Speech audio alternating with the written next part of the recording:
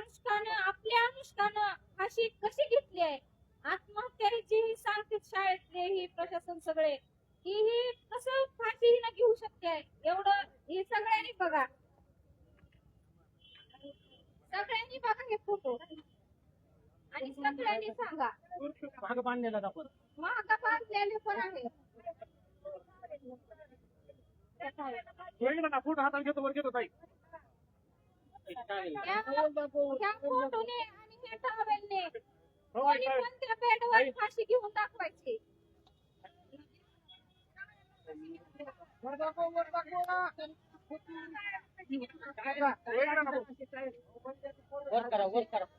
इथं एक बांधलेलं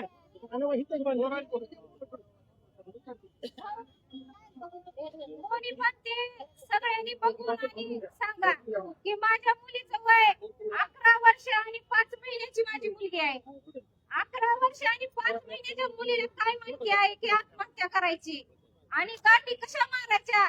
दोन्ही कोण गाठी मारून वरून एक सिंगल गाठ खालून एक आडा घेऊन अँगलला मारणार ही कसली फाशी. ही कसलं कानून आहे. कसली नवीन पद्धत कसली आहे फाशी देण्याची. आणि आम्हाला डायरेक्ट सिव्हिल मध्ये बोलवतात. तिथं पोलिसाला बोलवलं नाही. तिथं आई वडिलांना बोलवलं नाही. आमच्या डायरेक्ट मुलीला पीएम रूम मध्ये नेऊन टाकलेत. का कशासाठी. कुठे गेले होते तिथले डॉक्टर. तिथले सीसीटीव्ही जप्त केले पाहिजे. जेवढे दवाखान्याला सीसीटीव्ही आहेत शाळेतले सीसीटीव्ही आहे तेवढे जप्त केले पाहिजे. आणि तिथले सगळे पुरावे नष्ट केलेले आहेत. तिला हलवून तिचे सगळे पुरावे नष्ट केलेले आहेत. कारण पीएम रिपोर्ट सगळं कायच दाखवण्यात गेलेत आणि कायच आम्हाला माहितीच म्हणजे काय सांगण्यात गेले. आम्ही विश्वास ठेवायचा कुठं. न्याय मागायचा कुठं आणि जायचं कुठं. बाळ तर आमचं गेलंय. न्याय मागायचा कुणाला. रस्त्यावर उतरावं लागले आज न्याय मागण्यासाठी. आता जरी ह्यांनी न्याय दिला तर मला करायचं काय. लास्ट पर्याय आमचं बाळ तर गेलंय आधीच. पण आमच्या आई वडिलांची एक कळकळीची विनंती आहे की आमचं बाळ गेलंय की परत येणार नाही. दुसरी अनुष्का घडून तिथं म्हणून आमचा ही प्रयत्न चालू आहे. आणि माझं बाळ एवढं गुणी होतं की त्याला बाबासाहेबांचे संविधान पाठ होतं. सावित्रीबाई फुलेचे भाषण होते. लोकमान्य टिळक अण्णाभाऊ साहेब अण्णाभाऊ साठे शिवाजी महाराज यांचं भाषण तिला पाठ होतं. तिनं एवढंच नव्हतं तिनं पूर्ण संविधान वाचलेली आहे.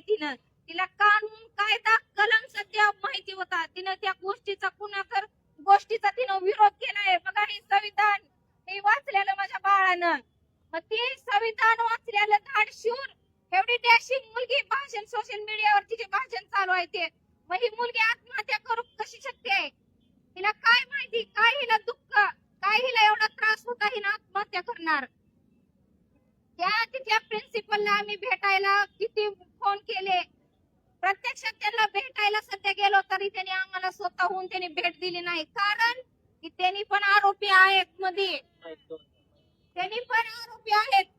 आणि जेवढे सीसीटीव्ही मध्ये दिसालेले जे कर्मचारी म्हणजे जेवढे ते सरकारी आहेत शिक्षक त्यांना बाजूला काढले. जी दोघी कॉन्ट्रॅक्ट बेसवर आहेत त्यांना मध्ये घेतलेला आहे. आमची मागणी एवढी आहे की त्या सगळ्यांना जेवढे सीसीटीव्ही मध्ये दिसालेले आहेत ते त्यांना तात्काळ अटक करावी आणि त्याची चौकशी करावी. त्यांची कस्टडी काढून चौकशी करावी ही आमची मागणी आहे. आणि एवढं मारलेलं आहे तिला. कसं तिचे तळवे सोडून एवढी तिला मारहाण केलेली आहे. हो का. उजव्या साईडला मोठा लट्टेंगुळ होता. स्वतः भालेकर आमदार भालेकर सरनी सध्या बघितलंय ते बघा. मारलेली निशाण आहेत वर. टिंगुळ आहे तिच्या डोक्यात मोठा लट उजव्या साईडला.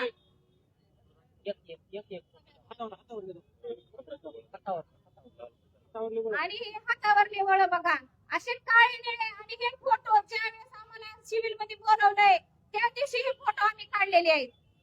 कारण आम्हाला ज्यावेळेस मध्ये आम्ही बघायला गेलो त्यावेळेस आम्हाला वाटलं की खरंच आत्महत्या केली का.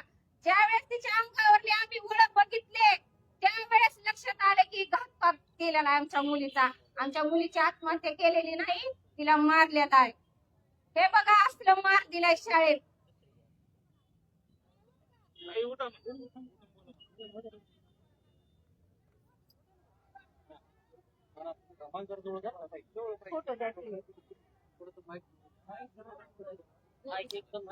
आणि मेन तिच्या होटाला तिच्या तोंडाला असं काहीतरी विषारी पावडर फसलेला आहे की त्यानं ओरडलं नाही आरडलं नाही ह्याच्यापर्यंत त्याला बेदम मारलंय.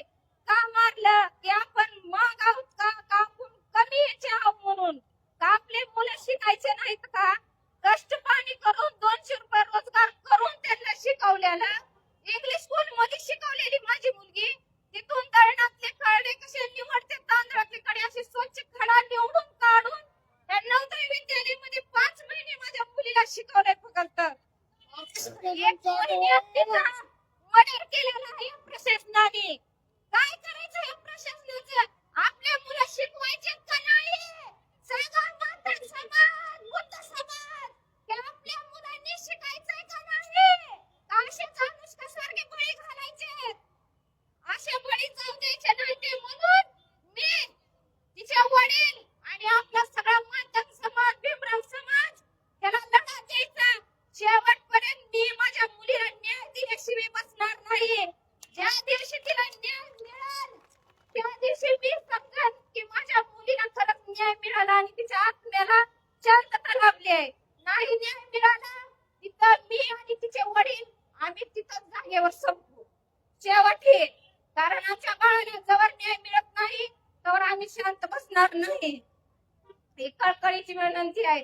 आणि जरी माझ्या बोलण्यातून जरी कुणाचं मन दुखलं असेल तर मी आई एक हात जोडून कळकळीची विनंती मागून तुमच्या सगळ्यांची माफी मागते. आणि इथे सगळे बांधव भगिनी माझे सगळे आले त्याच्यासाठी खरंच मनापासून धन्यवाद. आपण सर्वजण पत्रकार मीडिया सर्वांनी थोडं कमी आहे या मोठ्या पुन्हा सतत करण्यामध्ये नाना कांबळे गायकवाड चव्हाण सर्वांनी सर्व आपले नफाकाम बेसिया फ्रान्स माधुराव रसाळ सर्व आपले